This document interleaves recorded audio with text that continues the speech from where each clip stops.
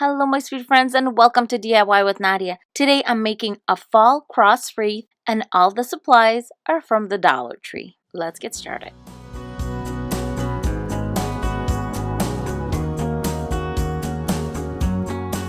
Today we are using this cross form to make a wreath, and I got this at the Dollar Tree during Easter.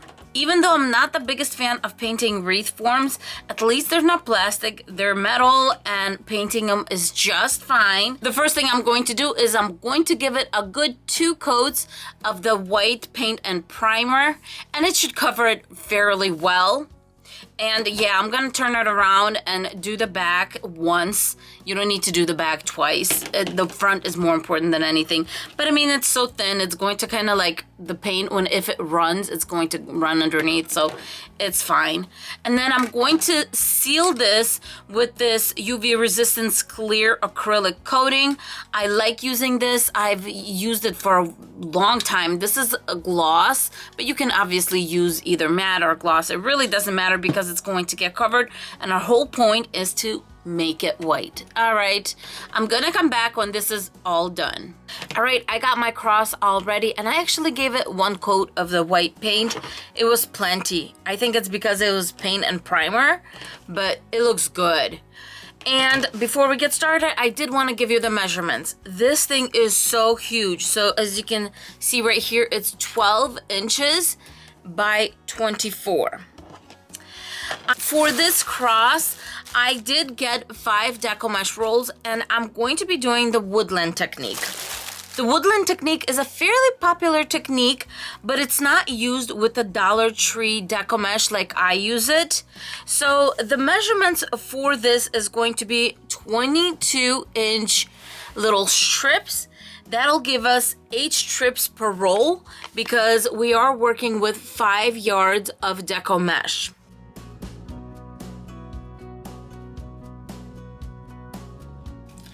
In retrospect, this technique is one of the quicker techniques. It's not the quickest, it's not the slowest, but it's one of the quicker ones because your little bundles are made out of a lot of Deco mesh or a long piece of Deco mesh. So this is going to be a super fun wreath to make. For the Woodland technique, I do cut my pipe cleaners in half. To start making our bundles, we need 3 things. We need our pipe cleaner. We need something heavy. I use these metallic scissors, and we need our mesh. So I'll start by unrolling, putting my scissors on one end and kind of just moving it up. And then here I'm going to make a little roll on the other end. And what this is going to do is it's going to catch the frame. I made a little roll, and now I'm walking it up in the middle. Just in the middle, kind of. I'm just squishing both sides kind of and walking it up until I get to about a few inches left, maybe 3 inches left of the other end, and then I'm going to roll this. This for me is the hardest part because you're kind of doing it with one hand, and sometimes they can get a little, funny, but there you go. We made a roll, and when I grab my chenille wire, I wrap it around. And I just kind of like to push it up. Now I'm going to tighten it. And we have our beautiful, beautiful kind of like this, I don't know, just beautiful wavy bow or ribbon or whatever you want to call it. But isn't this gorgeous? The second way you can do these rolls that might be easier for you is grab either a clothespin or some kind of a little pin and make your roll. Make 1 roll and pin it. Then you're going to turn it around, move that back, start working on your other side. Make your roll, walk it in, walk it in, walk it in, walk it in, walk it in, and just take this off and put your pipe cleaner on. I'll call this option B. So option A or B, you guys, freehand or with this little guy. Let me know down below what you're gonna try, unless you've done this method before, and if you did, what did you use? All right, you guys, I'm going to continue doing this and I will come back when I have all my little bundles ready, and we're going to attach it to the cross. This is going to be a really fun and beautiful wreath.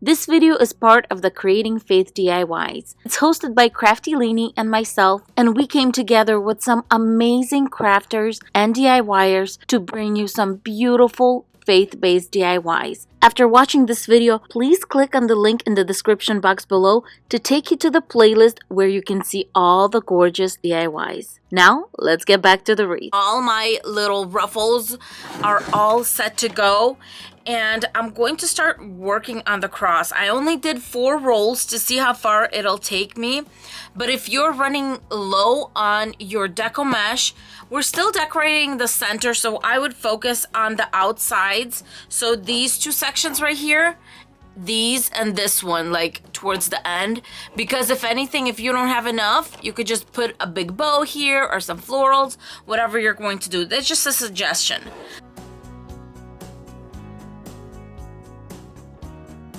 For this method, we're kind of going to be working in pairs because this is a straight wreath. I got my first 2, I got my second 2. Now I'm going to put 2 more right here. All right, we are 6 in. It looks beautiful, it looks full.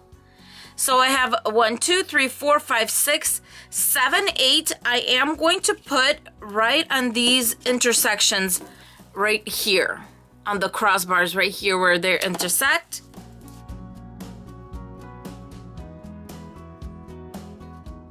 Once again, I have 4 on this little section with 2 being on the sides here. And then once again, I'm going on this little cross section.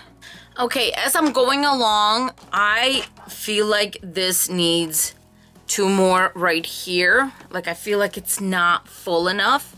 So I am going to put more right here to poof things out. So I think we might have to go to roll number 5. Okay, now I'm going to start working on this side, and the game plan is to put 6 right here, 6 right here, and 8 right here. Okay, this is how far 4 rolls have taken us. I think it fills out really, really nicely, but I am going to break into the 5th roll and go ahead and make my little curlies, and I will be right back. I made 6 more of these, and I'm going to put them on top right here, and then we're going to start decorating.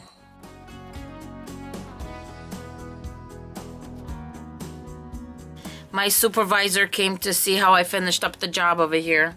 Hi, Leo. All right, our wreath is all done. Now it's time to decorate it for fall. I'm bringing in these leaves. Can you believe how gorgeous these are? And these I just got at the Dollar Tree last week. These are maple leaves, and they come in a set of, it should be 6. 1 is missing right here, but that's all right. This is actually one of my extra packs. Okay, since this one is the defective one, I'm going to start with this one, and I'm going to cut it like this with the 3 leaves on top. And so this is going to go like this. This one, full one, is going to go down this way. And so I'm going to cut it right here. Using a little piece of floral wire, I'm going to bring these guys together. To do the sides, I'm going to do the same thing. I'm going to cut off the top 3 leaves, and I'm going to bring these 2 together with wire. I cut off a longer section because this way I can put them right here. Let's see, to make sure we're in the center. Okay, for a nice strong seal, I'm bringing in the 14 gauge. This is the thicker, stronger one. And I'm just going to go across here. And I'm going to switch up and go across the other way. And now we have a nice strong hold. Now I'm going to go back to my lighter one and just give it a good twist or 2. This is just going to connect to our actual wreath, and keep this one long. And then I'm going to also connected right here. And now it's time to connect it to the wreath form. Now that I have them all fed through, I'm just going to tie them in place. I think I made these a little too long, but that is all right. If you want, you could go back, feed it through, and attach it in another area. Now I'm going to put this cross aside, and I'm going to bring in this little cross that I got at the Dollar Tree also. And the first thing I'm going to do is I'm going to remove this backing. We don't need it. I got my little sticker off, and now I'm going to paint the cross. I am using a flat brush, and that is what I recommend for this because I want to keep the bless this home right here and just paint around right here. Get rid of all that blue because it does not go with our color scheme. So I'm just going to go around very carefully, and I'm going to give it a few coats of the chalk paint, probably 2 or 3 because this is kind of on the dark end. And I'm also painting the sides.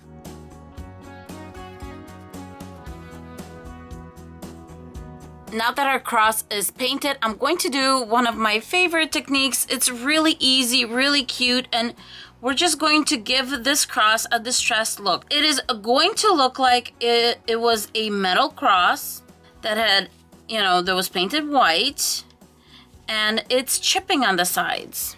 And I'm just going on the side with the brush.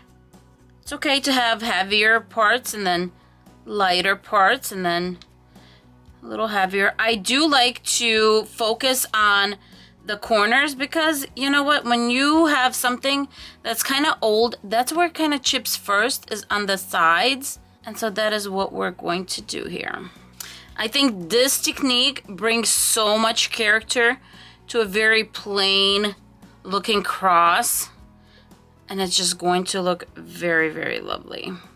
All right, I'm all done with the cross, but as I put it on my wreath, I realized that there's this space right here that's a little open. So what I'm going to do is I'm going to bring in a few more of these leaves, and then it's going to look like this. So when attaching a wire, you first need to obviously consider how we're going to attach it. And since we're going to attach it right here, we're going to go diagonally on a cross. But I do not like attaching wire by itself just because it's so thin. So I am going to put it down, and then I'm going to grab a piece of felt and put it right on top. This is going to seal it in. It's going to be a lot stronger. And if you want, you could just grab another piece and hot glue it across this way also. I mean, that just seals it in completely. And then I'm just going to put that of glue here at the corners. And I know this will be absolutely secure big time. Okay, while this is going to cool off, I'm going to attach these leaves right here. We're bringing in the cross and just feeding it through to lock it in place. I decided to go back and cover this area also. So I'm taking one of the ones we cut off, and I'm going to insert it right here. And of course, using a little bit of wire, I'm going to secure it in place. And our wreath is complete.